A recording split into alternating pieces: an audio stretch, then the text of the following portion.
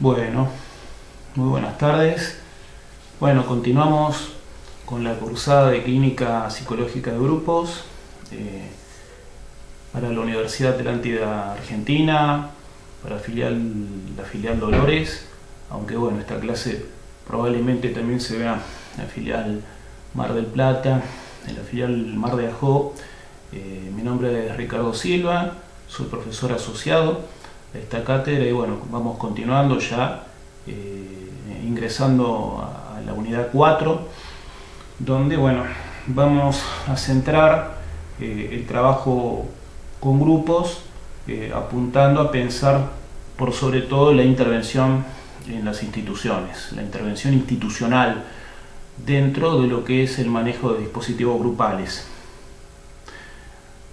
Recordamos que en la unidad 1 vimos la historia de la psicología de los grupos, vimos los aspectos epistemológicos, el desarrollo de las teorías centrales que han dado lugar al campo grupal, donde bueno, nos hemos basado en los estudios, en las investigaciones de la psicoanalista Ana María Fernández, donde ella desde un criterio de elucidación crítica señala 3 grandes momentos epistémicos en el estudio de lo grupal y donde bueno, hemos ido viendo los aportes de los autores clásicos, tanto hemos pensado puntos de convergencia y puntos de divergencia entre los aportes de tales autores y hemos bueno, recalado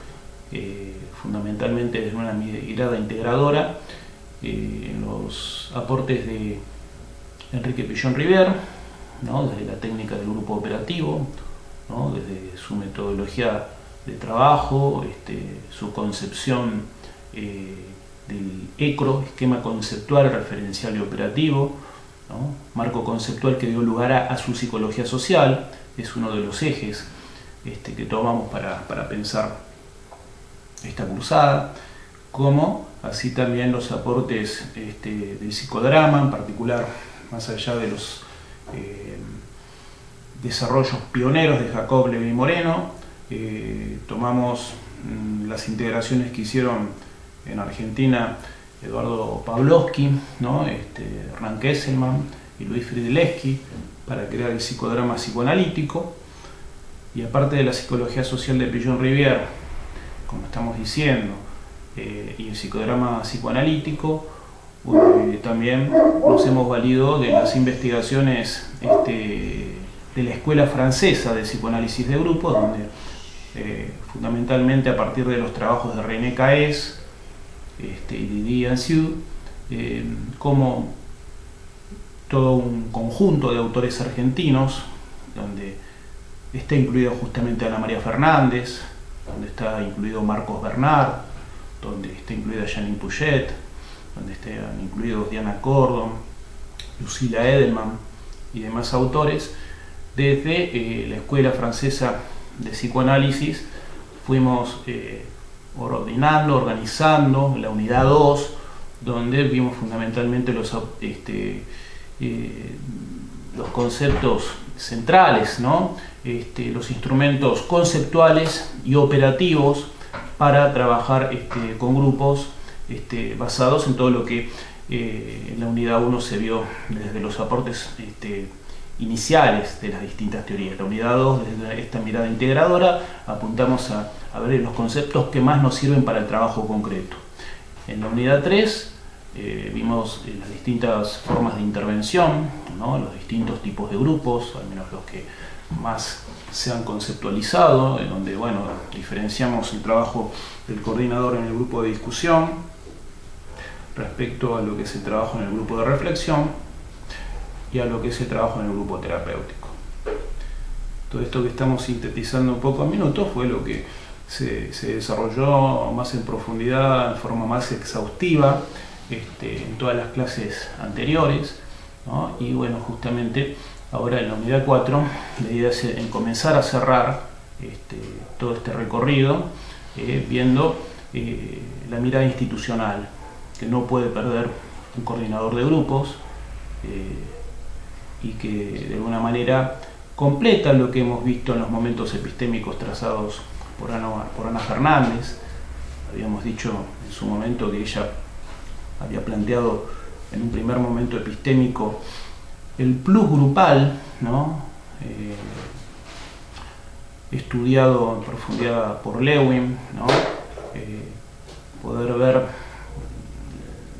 las primeras conceptualizaciones sobre el trabajo grupal a partir de la creación de los primeros dispositivos, ¿no?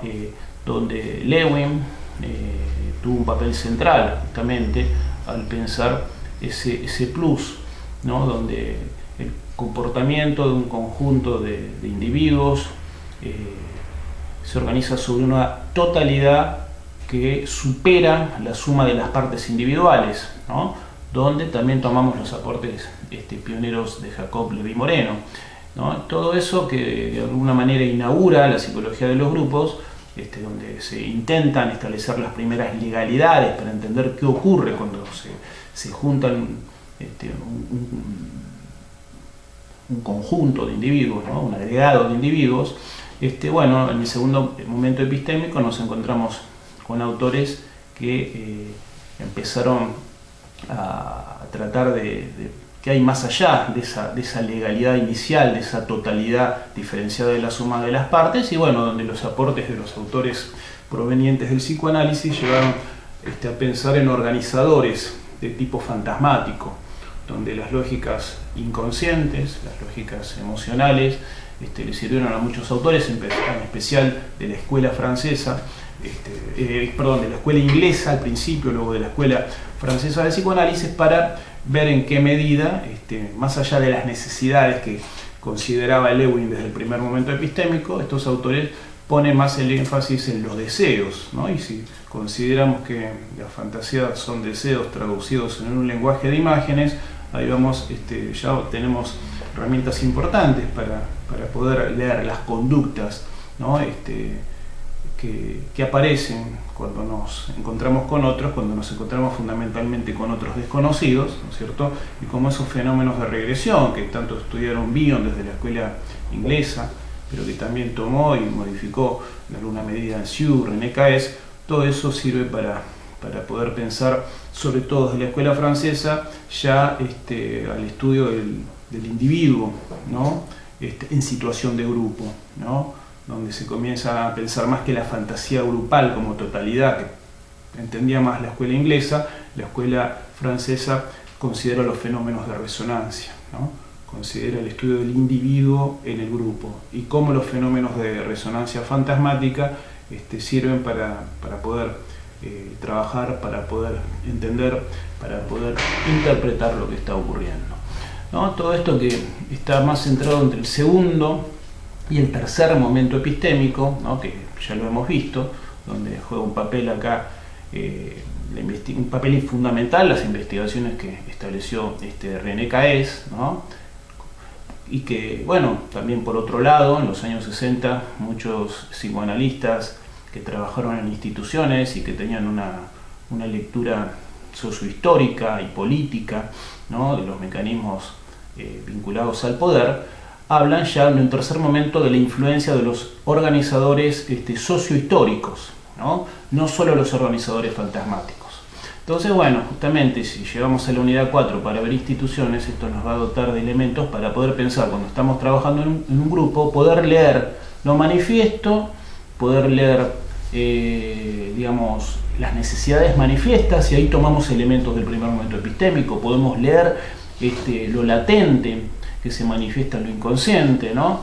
Los elementos que se van repitiendo, que para un psicoanalista que trabaja con grupos es una herramienta fundamental para poder leer el más allá de lo que se dice, el más allá de lo que se hace, pero sin dejar de incluir, si estamos trabajando en un determinado espacio, ¿no? En un determinado lugar social, ¿no?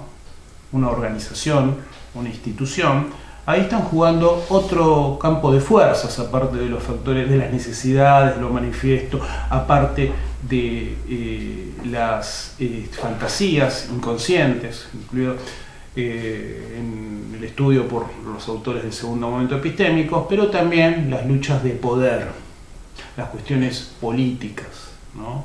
Que también están incidiendo en un grupo, aún ya sea de manera consciente o inconsciente. Esto que ya hemos visto respecto al tercer momento epistémico va cerrando un poquito con lo que vamos viendo en la unidad 4, para lo cual es fundamental comenzar a definir, ¿no?, qué entendemos por institución.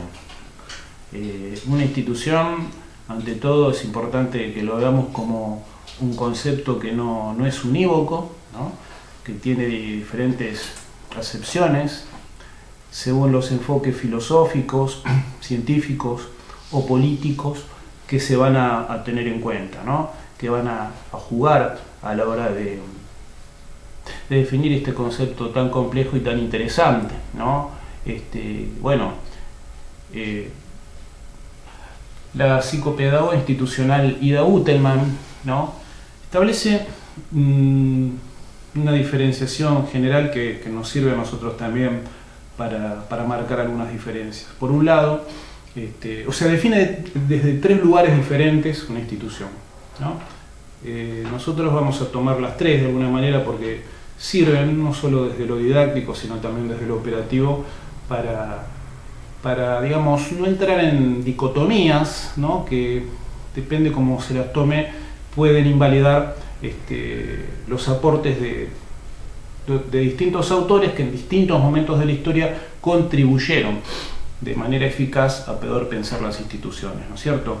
Una primera acepción tiene que ver con pensar a la institución o a las instituciones como un sistema de normas o regulaciones generales, ¿no es cierto? Pensar a la institución como si, justamente, cuando hablamos de normas o de regulaciones, no estamos hablando de un lugar físico, estamos hablando de lógicas que regulan las conductas, ¿no? Estamos hablando de alguna manera del establecimiento de costumbres que responden a esas lógicas regulatorias de las conductas y surgen un poco de la historia humana, donde por repetición espontánea de acciones que pueden ser útiles, ¿no?, en determinado momento de la historia, van conjugando, como decíamos recién, una serie de costumbres, ¿no?, de normas que se van estableciendo por consenso, ¿no?, y que de alguna manera surgen a partir del intento de responder, de dar respuesta, de resolver problemáticas, de resolver necesidades, de resolver distintas demandas, ¿no? Entonces, desde esta primera forma vamos a pensar una institución simplemente como sistemas de normas que ordenan, ¿no?, las conductas, ¿no es cierto? Un segundo tipo de... vamos a retomarlo esto, ¿no? Un segundo tipo de acepción que toma Ida Utelman apunta a considerar, por ahí, de la manera por ahí más convencional que se consideró en los primeros tiempos de estudio de las instituciones, verla como una estructura u organización social concreta. Acá sí podemos pensar clásicamente una institución como un lugar físico, ¿no? Ahí podemos hablar de una cuestión edilicia, de un lugar donde transcurre la vida de los sujetos en un contexto sociohistórico. Ahí nos es más fácil pensar como sinónimo de institución una escuela, ¿no?, un hospital, una empresa, un club, ¿no?, donde se desarrollan distintas actividades. Por eso estos ejemplos van con la idea de entender una institución como una estructura social o una organización social concreta. Justamente en los últimos tiempos esta definición de institución se homologa con lo que sería la psicología de las organizaciones, ¿no es cierto? Pero inicialmente, sobre todo Blegen en la Argentina, que fue uno de los primeros que se atrevió a profundizar o a conceptualizar las instituciones, tenía esta mirada, ¿no es cierto?, que la vamos a tomar, la vamos a desarrollar en la segunda parte de esta clase. Ida Utelman también refiere a una tercera acepción donde piensa las instituciones como un lugar de producción, ¿no?, y de relaciones de producción. Y esto está más ligado al desarrollo de la sociedad industrial, a los fenómenos de clases sociales, de estratificación, ¿no? Donde bueno, surgen fuerzas de control, donde hay leyes que de alguna manera regulan esas fuerzas de control, donde va creciendo el aparato estatal, ¿no? Y donde va surgiendo también la idea de lo instituido, ¿no? Y de lo instituyente, lo instituido como lo establecido, lo fijo, lo que de alguna manera no se puede modificar, ¿no? Lo que es ley. Pero lo instituyente también está vinculado a la idea de relaciones de producción, porque justamente es aquel aspecto del nivel institucional donde se juegan los aspectos activos, transformadores, ¿no? Que apuntan a romper con ciertos esquemas rígidos, ¿no? Y a poder modificar la sociedad. Entonces, bueno, estas tres formas de pensar lo institucional, digamos, son generalidades que tomaremos en principio para separar las distintas interpretaciones que vamos a dar, ¿no? Guteman, respecto a la tercera acepción, dice que si son lugares de producción, ¿no? Donde los sujetos, en nuestro afán de no solo de sobrevivir, sino de mejorar nuestra calidad de vida, vamos tomando conciencia de nuestros derechos, ¿no? De nuestros derechos y nuestros deberes, para justamente hacer historia, modificarnos individualmente, pero también modificar nuestro entorno, ¿no? Poder hacer uso del poder, ¿no? que nos corresponde, y participar en la producción de una sociedad diferente, ¿no? Donde bueno, el objeto institucional se estaría conjugando justamente en medio de estos movimientos, ¿no? De los sujetos en el afán de vivir, de crecer, ¿no? De mejorar nuestra calidad de vida. La intervención en este punto de un operador grupal apunta a conocer la estructura de una institución, la identidad, los roles de sus miembros, las bases económicas y psicosociales que las van produciendo. Bueno, acá bueno, vamos a hacer un paréntesis y podemos referir a que Anciu, lo habíamos dicho en algunas de las primeras clases, en su libro La dinámica de los grupos pequeños, planteaba que el estudio de los grupos, el estudio de los grupos está vinculado a las instituciones, ¿no? Un grupo, de alguna manera, desemboca, un trabajo grupal, un coordinador de grupos, en la medida que implementa sus distintas formas de trabajo, deriva de alguna manera en una mirada institucional, porque ejerce o ejercemos en lugares donde circula mucha gente, donde circulan muchos grupos, aunque no siempre operan como tales, porque muchas masas humanas trabajan más como agrupamiento, a veces ni siquiera llegan a esto, ¿no? Ni siquiera llegan al agrupamiento, pero para poder pensar en términos grupales es inevitable la conexión con lo institucional. Y acá, bueno, Anciu decía algo muy importante, como que el estudio de lo grupal que se vincula a lo institucional siempre se ha valido de metáforas, por un lado organicistas, que toman al organismo humano, ¿no? Como modelo de un conjunto de elementos que trabajan desde una totalidad, ¿no es cierto? Pero también, aparte de los modelos que toman el grupo como organismo, están los modelos que toman al grupo o a los grupos como desde una mirada funcionalista, ¿no? Desde una mirada funcionalista como máquinas, ¿no? O sea, ahí están las metáforas maquínicas, donde estamos hablando de un conjunto de elementos. Una maquinaria es un conjunto de elementos fijos y móviles que trabajan en pos de direccionar un conjunto de fuerzas en una dirección determinada, ¿no?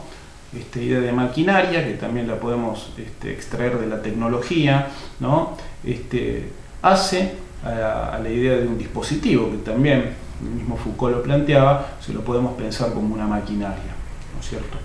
Y bueno, desde esta perspectiva de poder pensar la metáfora organicista, ¿no? Para entender lo grupal, podemos tomar los aportes de un autor argentino, ¿no?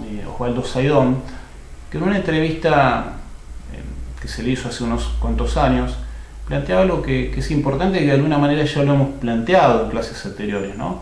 Este autor, Saidón, dice que las instituciones son de alguna manera dispositivos creados en la sociedad occidental para de alguna manera soportar la angustia vinculada a la conciencia de finitud, a la conciencia de mortalidad, ¿no?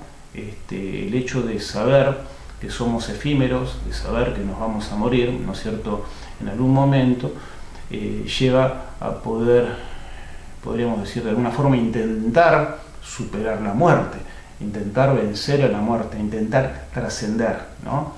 Entonces por ahí las instituciones son justamente, desde esta perspectiva, proyectos con una continuidad, ¿no? Vamos y venimos, pero de pronto cuando queda una experiencia marcada en el tiempo, historizada, ¿no? Que trasciende a los individuos que crearon esa forma de vivir, ahí estamos hablando de una institución. El sujeto individual puede o morir o puede dejar de trabajar, se puede jubilar, se puede retirar, pero determinada manera de trabajar, determinada manera de pensar, cuando se institucionaliza, eso queda, ¿no? Ahí podemos decir, Freud creó el psicoanálisis, creó un dispositivo. Freud murió, pero el dispositivo quedó, fue perfeccionado, generó nuevas maneras de pensar, nuevas maneras de sentir, nuevas maneras de operar, nuevas maneras de vivir. Ahí estamos justamente ante algo que trascendió a Freud, ¿no es cierto? Podemos decir lo mismo de Pillon-Rivière, ¿no? Podemos decir en teorías políticas, ¿no? Mueren los individuos que crean determinada manera de trabajar, de movernos, ¿no? De manejarnos, pero esas maneras, esas lógicas justamente, regulatorias, creadoras de normas para vivir, van quedando y trascienden, ¿no es cierto?, a los individuos que las crearon, que las sostuvieron, que las propagaron, ¿no es cierto? Alguna vez en una entrevista que se le hizo durante su exilio a Perón, decía algo muy interesante en relación a esto, y lo dijo en un contexto donde tuvo gran auge la psicología institucional en los años 60, principios de los años 70. En un momento decía que la organización vence al tiempo. Evidentemente Perón estaba influido por toda esta corriente. Él hablaba del fenómeno de su partido político y su forma de organización, como que más allá del tiempo histórico en que estemos, él hablaba en los años 60, en los años 70, pero él se proyectaba al año 2000. Decía, cuando una manera de trabajar se sostiene más allá de los miembros, ahí estamos hablando de que una organización vence al tiempo, y eso es la dimensión institucional, ¿no es cierto? Formas de trabajo, formas de vivir, formas de conquista de nuestros derechos, ¿no es cierto? De pronto, las primeras madres de Plaza de Mayo, cuando luchando por los derechos humanos, instalando de manera sumamente germinal durante la última y brutal dictadura militar que hubo en Argentina, con las marchas de los jueves, comienzan un camino que deriva en una institución, ¿no?, donde la defensa de los derechos humanos se propaga a un nivel que era impensable, por ejemplo, en 1978, cuando se realizó el Mundial del Fútbol, donde se intentó tapar gran parte del desastre que estaba ocurriendo, ¿no es cierto? Cuando en el año 2000 surge la Universidad Madres de Plaza de Mayo, estamos en un momento de desarrollo enorme, de toda esa fuerza instituyente inicial que eran las Madres de Plaza de Mayo, hasta que se instituye la Universidad Popular, ¿no es cierto? Y ahí, bueno, estamos justamente hablando de la relación entre lo instituido y lo instituyente. Ahí esta definición que da Saidon cierra, ¿no? Porque podemos pensar, hay algo que en el fondo apunta a vencer a la muerte, apunta a trascender, ¿no? En ese sentido, si volvemos a lo que decía Sartre cuando estudiamos su estudio de los grupos, el punto final de un grupo, si no se desarma, ¿no? En el momento de la fraternidad terror, si trasciende a partir del aprendizaje que hacen sus miembros, se puede derivar en la institucionalización de una manera de vivir, de pensar, de trabajar creada por ese grupo, ¿no es cierto?, inicial, que se formó ante la necesidad de resolver determinadas situaciones o demandas, ¿no es cierto? Ahí cuando nosotros estudiamos a Pillon-Rivière y planteaba que en un proceso grupal tenemos que diferenciar la pretarea, ¿no? Que es resolución de ansiedades básicas que a veces operan como obstáculos epistemofílicos que no permiten poder pensar en grupo. Eso es lo que va a permitir la tarea, llegar a abordar la tarea de aprender a pensar en grupo. O sea, liberar aquello que impide pensar, poder trabajar, elaborar esas ansiedades básicas que decía Pillon, es lo que en un segundo momento van a permitir poder pensar en grupo. Pero cuando de pronto el grupo concreta la tarea por la cual se formó y se puede llegar a disolver, también puede ocurrir que los miembros de esa experiencia creen un nuevo proyecto donde el grupo se refunda, no que se funde a nivel económico, ¿no? Se refunda, ¿no? Y se renueva, se recicla, y ahí justamente es cuando ese proyecto superador puede adquirir la forma de alguna manera, de esta manera de pensar la institución, ¿no? Decíamos recién, siguiendo también a Saidon, que siempre hay una mezcla entre fuerzas activas transformadoras, instituyentes, y hay esa dialéctica, esa lucha, esa conjunción de fuerzas transformadoras siempre van de la mano o se dan en simultáneo a fuerzas que tienden a establecer pautas más conservadoras, ¿no? A establecer situaciones más fijas, ¿no? Entonces, bueno, ahí es justamente cuando hablamos de lo fijo, de lo instituido, es donde muchas veces se confunde o se considera a la institución como sinónimo de establecimiento, ¿no es cierto? Que ahí está la relación con la organización, con el edificio, con el espacio, con los papeles, con la formación del Estado, con lo burocrático, ¿no? Este es un riesgo que puede tomar el desarrollo de una institución, el caer en el instituido burocratizado. Pero queremos marcar que así como están las fuerzas de cambio instituyentes y las fuerzas de mantenimiento instituidas, que son un clásico a la hora de estudiar los fenómenos institucionales, ¿no es cierto? Saidon agrega otra consideración que viene muy bien compartir, que es la del filósofo Hume, ¿no? Que hablaba de manera germinal de una institución pensada como un encuentro de simpatías, donde el motor, ¿no?, es la afectación de los cuerpos, ¿no?, las afinidades que se dan en el encuentro con el otro, ¿no?, y donde de alguna manera el encuentro con un otro activa una potencia deseante, ¿no?, activa una potencia deseante que no se daría de otra forma, ¿no?, si uno no se encontrara con otros, ¿no es cierto? Y se va creando algo que los institucionalistas franceses van a llamar lo instituyente.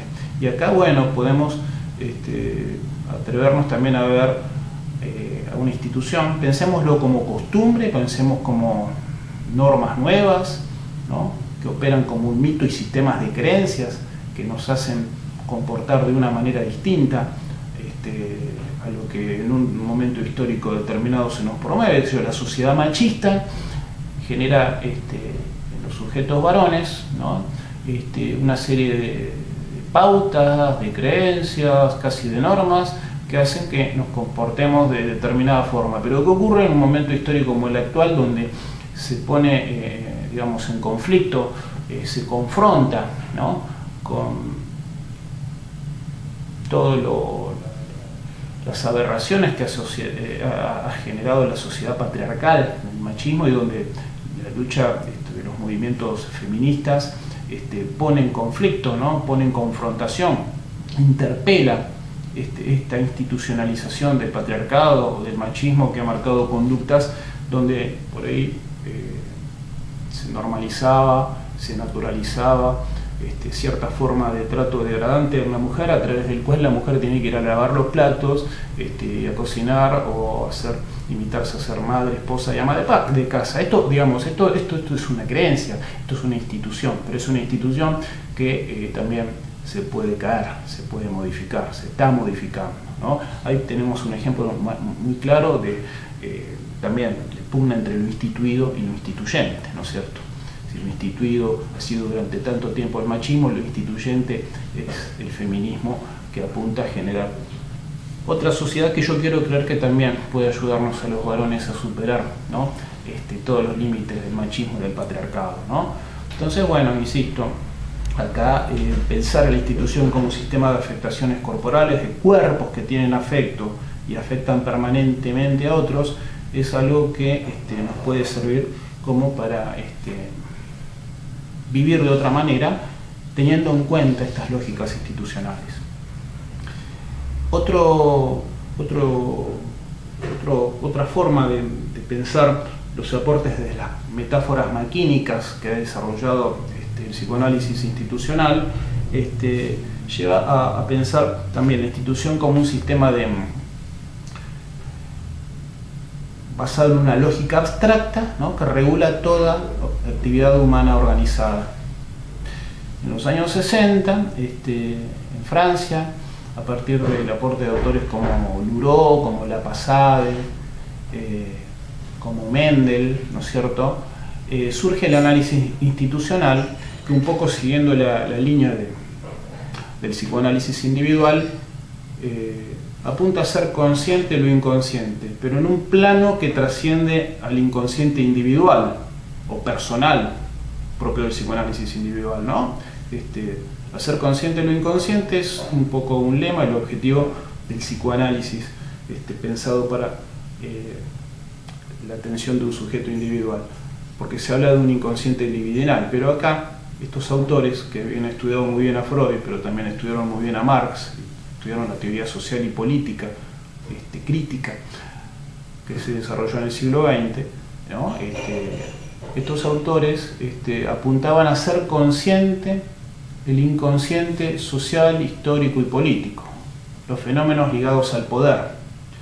O sea, así como Freud planteaba como un campo de fuerzas, ¿no es cierto? No lo decía en esos términos, pero desde la visión económica, ¿no?, hablaba como un conflicto de fuerzas inconsciente. Campo de fuerzas hablaba Lewin, ¿no es cierto? Pero un conflicto de fuerzas, de dinamismos inconscientes que están en pugna, ¿no es cierto? Bueno, Marx también habla, ¿no?, de que una sociedad es producto de todo un conjunto de fuerzas en pugna ligadas a intereses, pensamientos, ¿no?, a formas de pensar lo económico, ¿no?, de conquistar el poder.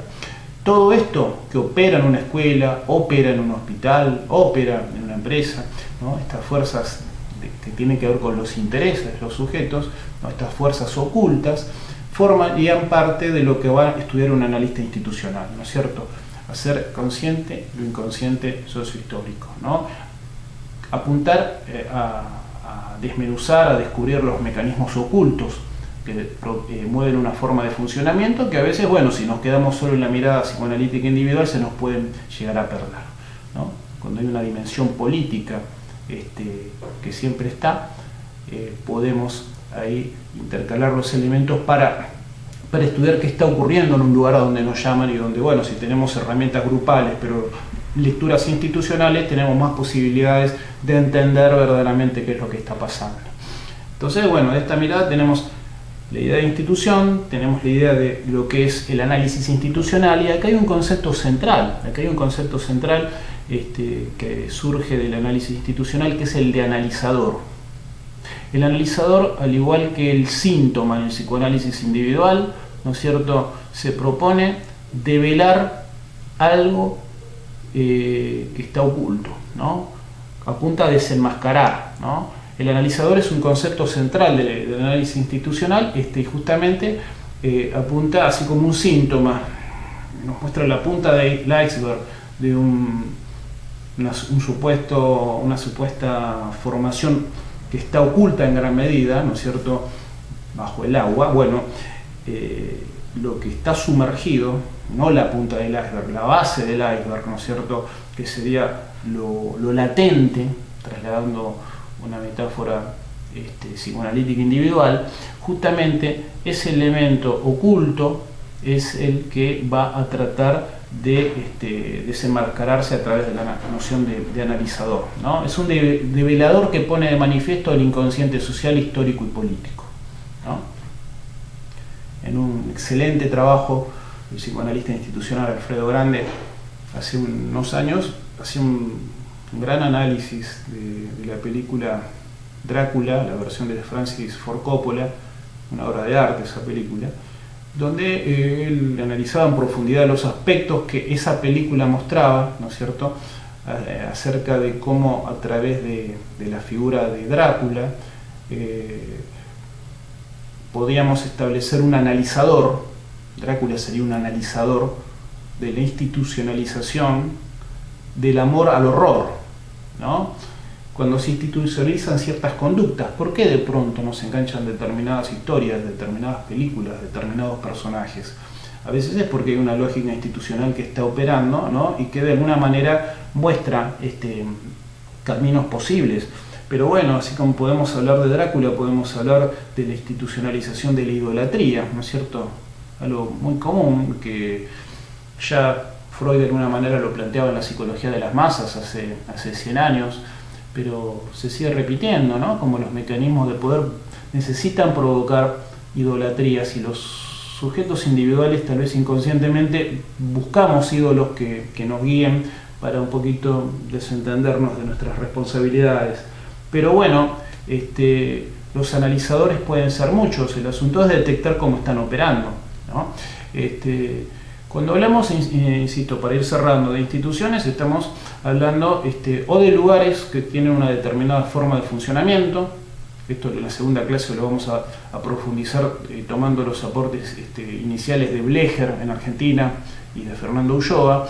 Pero bueno, acá hemos puesto más el acento en ver una institución como un sistema de normas, como un sistema de regulaciones, como una lógica abstracta que regula conductas esperables.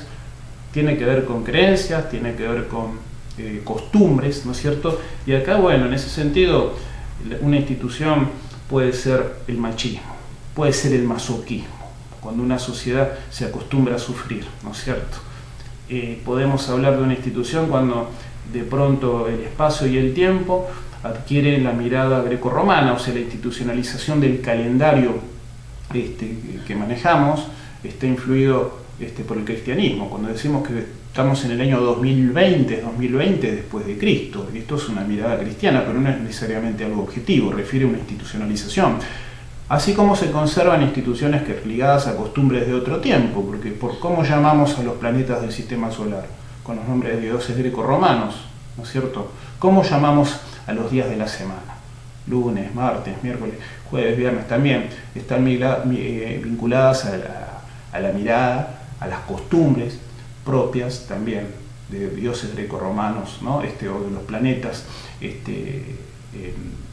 desde la mirada de esas culturas, ¿no es cierto? El lunes estaba vinculado a la luna, el martes a Marte, el miércoles estaba ligado a la figura de Mercurio, el jueves a Júpiter, el viernes a Venus, el sábado a Saturno, y el domingo está por fuera. Pero bueno, todas estas nociones están bastante ligadas a lo que habíamos dicho, que son las metáforas maquínicas. Acá no podemos eludir los aportes de autores que influyeron en gran medida a fines de los 60, principios de los 70, en muchos grupalistas que fueron Félix Guattari y Gilles Deleuze. Gilles Deleuze, un gran filósofo francés, que justamente ponía el acento en la idea de máquina desde lo que son los agenciamientos. Cuando dos sujetos que se reúnen, se juntan, hacen máquina, están intentando resolver un problema que los convoca, ¿no es cierto?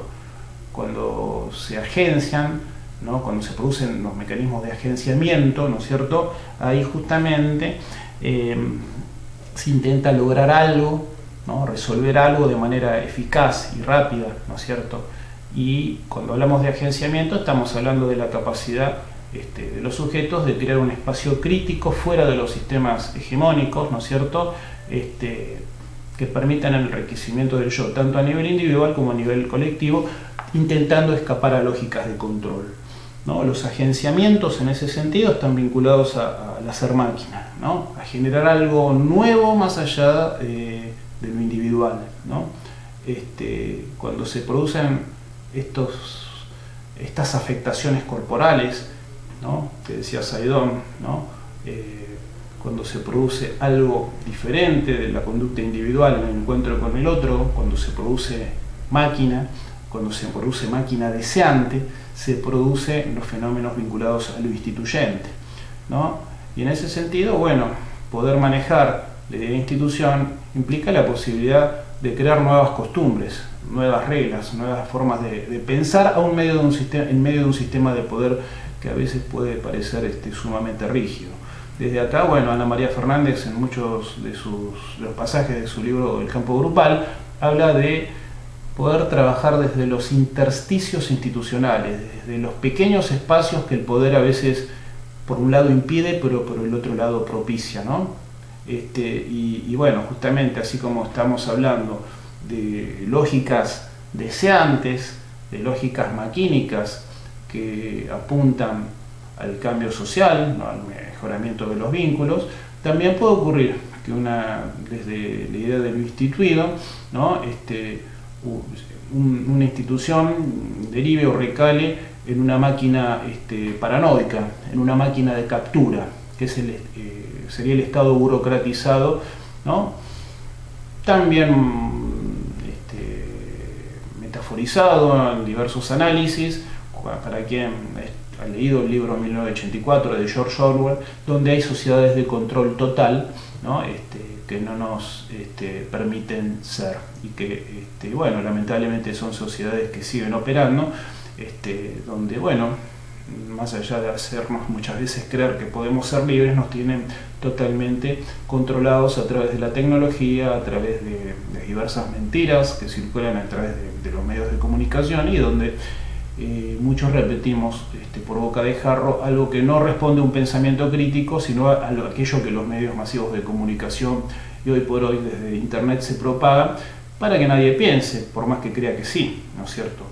Bueno, todas estas lógicas que hacen a pensar lo instituido y lo instituyente, pero ver desde dónde podemos modificar aquello que se puede modificar, es un tema sumamente apasionante que todo coordinador de grupos, en la medida que incorpora como herramienta, puede ayudar a propiciar otras formas de pensar los cambios, ¿no? Sociales, históricos, políticos, grupales y también individuales. Bueno, acá cerramos esta primera parte de la clase sobre instituciones. En la próxima vamos a revisar, recorrer los aportes dados por José Blecher en Argentina, Fernando Ulloa también. Ambos fueron autores que profundizaron una línea abierta por Enrique Pillon-Rivière, ambos fueron discípulos calificadísimos del doctor Enrique Pillon-Rivière, y bueno, va a ser importante que los veamos desde un tipo de metáfora más vinculada a pensar lo grupal desde una perspectiva organicista, pero que bueno, entendemos que si bien es una forma de pensar las instituciones más antigua, pero que no se puede perder la eficacia, porque bueno, estos autores fueron pioneros y muchos de los aportes de estos autores han sido respetados por autores más actuales, ¿no? Por ejemplo, René Caes cita permanentemente a Blecher en sus libros más importantes, y bueno, esto apunta a mantener esta mirada integradora, no reduccionista, y que apunta a la elucidación que hemos tenido a lo largo de esta cursada, tanto en este año de pandemia, cuarentenas que han dado lugar a estas clases virtuales, como en los años anteriores, ¿no? Con las clases presenciales, como venimos trabajando desde hace tiempo. Bueno, continuamos en breve con la segunda parte de la clase, donde también estaríamos cerrando esta cursada 2020. Muchas gracias.